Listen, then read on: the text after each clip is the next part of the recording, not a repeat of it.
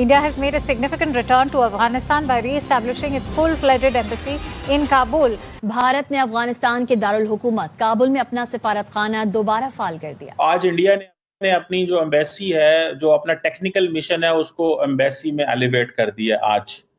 नाज़रीन, भारत ने अफगानिस्तान में अपना सफारतखाना खोल लिया है, बहाल कर दिया है। ये बहुत इंपॉर्टेंट खबर है। और इंडिया की जब प्रेजेंस आएगी, इंडिया कहेगा जी हम ह्यूमैनिटेरियन असिस्टेंस देंगे, हम आपको टेक्निकल सपोर्ट देंगे, हम आपकी हेल्प करना चाहते हैं। ऐसा लग रहा है कि काबुल भी अब दिल्ली के रास्ते पर चलता हुआ नजर आ रहा है। पाकिस्तान को पैगाम दिया जा रहा है कि भाईजान आपको हम हमला नहीं करने देंगे। जिसको सुनने के बाद काबुल और न्यू दिल्ली में जश्न था, लेकिन इस्लामाबाद मातम के हाल में पाया गया। अब भारत ने दोबारा से अपना सफारतखाना बहाल किया अफगानिस्तान में, तो ये पाकिस्तान के लिए एक परेशान कुन बात है। इंडिया उनको सपोर्ट देगा और the only thing which Pakistan must worry is कि क्या इंडिया अफगानिस्तान को असला भी देता है कि नहीं देता। भारत जब आएगा आपके लिए काम करेगा, जैसे हमेशा किया है। हर एक मुसीबत में, हर एक मुश्किल वक्त में भारत आपके लिए खड़ा था, है और रहेगा।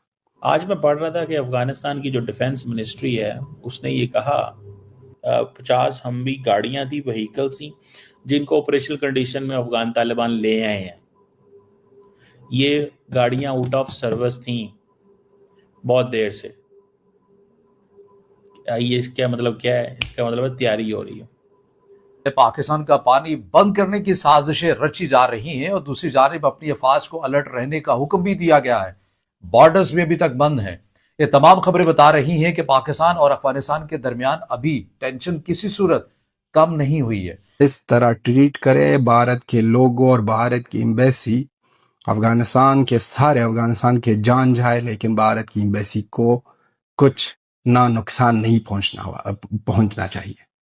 ये पाकिस्तानियों की तरह नहीं है कि आ जाओ और यहाँ पर आपके घर में कुछ ना कुछ गड़बड़ करे, जो पाकिस्तानी हमेशा करते हैं।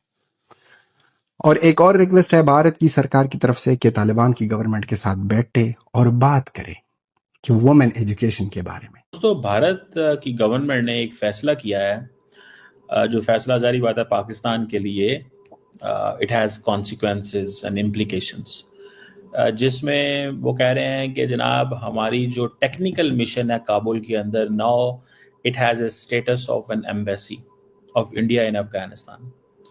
और मकसद क्या है? बायलैटरल ताल्लुकात को मजबूत करना है, डिप्लोमेटिक प्रेजेंस को बढ़ाना है 4 साल के बाद। और जो जयशंकर साहब हैं, एक्सटर्नल अफेयर्स मिनिस्टर, उन्होंने जब आमिर खान मुत्तकी जब आए थे 6-7 दिन के दौरे पे अफगानिस्तान इंडिया के अंदर, वह तब ये वादा किया था उनके साथ। और ये अभी उन्होंने गवर्नमेंट ने रिस्टोर कर दिया है टेक्निकल मिशन का एम्बेसी का वजह से। अब ये एम्बेसी है और कहते क्या है इंडिया कि जी हम कमिटेड हैं to the sovereignty of Afghanistan. Sovereignty से मुराद पाकिस्तान को पैगाम दिया जा रहा है कि भाईजान आपको हम हमला नहीं करने देंगे। सॉवरेनिटी का मतलब क्या है कि हम आपको हमला नहीं करने देंगे, कि मतलब आप अफगानिस्तान की सॉवरेनिटी को चैलेंज नहीं कर सकते। क्योंकि पाकिस्तान ने रिसेंटली जब हमला किया था अफगानिस्तान में टीटीपी की हाइडआउट्स पे, इंडिया उसको टीटीपी की हाइडआउट्स ही नहीं मानता। वो कहता नहीं ये अफगान तालिबान की जगह है, घर है, जगह हैं, बच्चे हैं। तो इंडिया का वर्जन जो है that is different from what is a version of Pakistan. वो कहते हैं नहीं, ये नहीं हो सकता। फिर जी दूसरा जी, हम उनकी टेरिटोरियल इंटेग्रिटी को, वो भी पाकिस्तान को मैसेज है कि भाईजान आप उनकी जमीन की जो है उसको वो ना करें। देखें, there was a policy of Pakistan that there is a dusty road to Delhi and there is a golden road to Kabul, and now you have a dusty road to Delhi and a dusty road to Kabul for whatever the reasons are. Dusty road से मुराद यह है कि हमारे लिए वहां पहुंचना मुश्किल ही है, ठीक है। We don't think so, things are good there and so on and so forth. So ये जो sovereignty, territorial and independence of Afghanistan, उनकी आज़ादी और वो उसका बहुत ज़्यादा फिक्र है इंडिया को। वो कहते हैं कि नहीं, हम अफोर्ड नहीं कर सकते कि अफगानिस्तान जो है उसकी आज़ादी के ऊपर कोई कॉम्प्रोमाइज़ हो। अफगानिस्तान इंडिया के लिए बड़ा इम्पॉर्टेंट है। और चलें, अच्छी बात है, हमें इससे कोई वो प्रॉब्लम नहीं है, लेकिन पाकिस्तान के लिए मसले मसाइल बढ़ जाएंगे, क्योंकि द मोमेंट ह्यूमैनिटेरियन असिस्टेंस बढ़ती है, फूड, पैसा, मेडिकल सप्लाईज, एजुकेशन, इंफ्रास्ट्रक्चर, तो इंडिया क्यों अफगानिस्तान में पैसे लगाना चाहता है? मतलब क्यों, क्या है इंडिया के अंदर इंटरेस्ट अफगानिस्तान? एक डिफरेंट सिनेरियो है, एक डिफरेंट सिचुएशन है। पाकिस्तान के अंदर दोबारा हालात ख़राब होंगे, इंडिया उनको सपोर्ट देगा, और the only thing which Pakistan must worry is कि क्या इंडिया अफगानिस्तान को असला भी देता है कि नहीं देता। If India provides and gives them weapons देता है, असला देता है, हालात इस तरह के ख़राब होते हैं, तो फिर जो है वो that is something of problem, हमारे लिए बहुत बड़ा मसला बन सकता है। That's what I understand। मुझे तो कम से कम ये नज़र आता है, अगर इंडिया ने ये फैसला किया कि हमने असला देना है, इंडिया ने ये फैसला किया हमने असला देना है।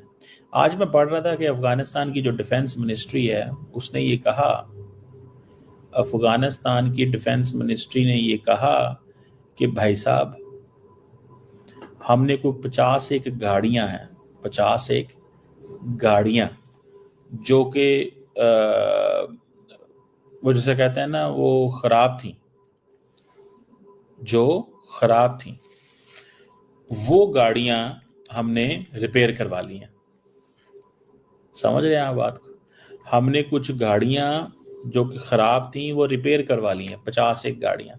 आई थिंक हमवीज के वो कौन सी गाड़ियां उनकी, ठीक है जी। ये उनकी एक पूरी बटालियन है, 215th कोर्स है, बटालियन है।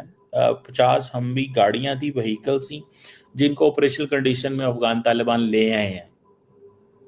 ये गाड़ियां आउट ऑफ सर्विस थी बहुत देर से। ये इसका मतलब क्या है? इसका मतलब है तैयारी हो रही है। अब देखते हैं अभी भी क्या हो रहा है कि आज भी कुछ क्वाडकॉप्टर ड्रोन जो हैं वो गिरे हैं पाकिस्तान के कोई डिस्ट्रिक्ट, बाजौर डिस्ट्रिक्ट है वहाँ पे।